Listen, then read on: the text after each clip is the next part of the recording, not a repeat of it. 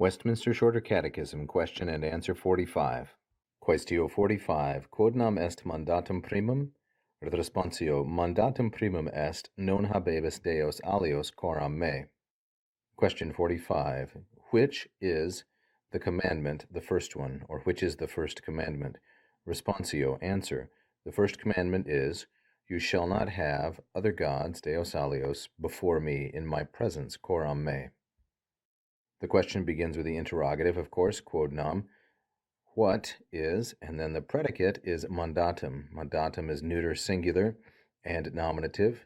This is the fourth principal part of the first conjugation verb mando mandare, which means to command. So mandatum is the thing that has been commanded. It's modified by primum, and it is the predicate of quod nam, as I said.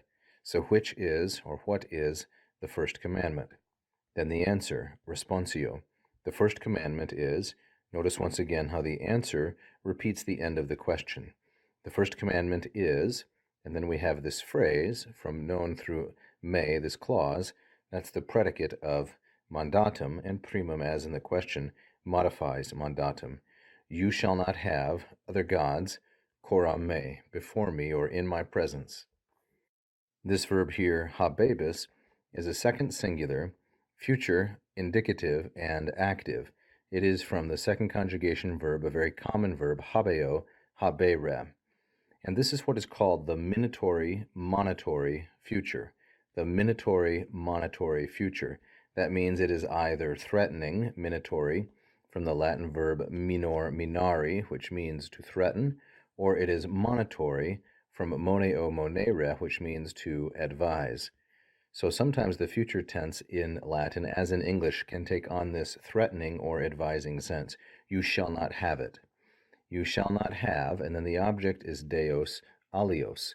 Deos, masculine plural, and accusative as the direct object of habebis, modified by alios. Finally, we have this prepositional phrase. The preposition coram always patterns with the ablative, coram ablativum causum postulat. Therefore, me is masculine singular and ablative, and it refers to the speaker, that is, to God. You shall not have other gods before me or in my presence. Thank you for watching. If you enjoyed the lesson, please press the like button. Don't forget to subscribe and leave a comment.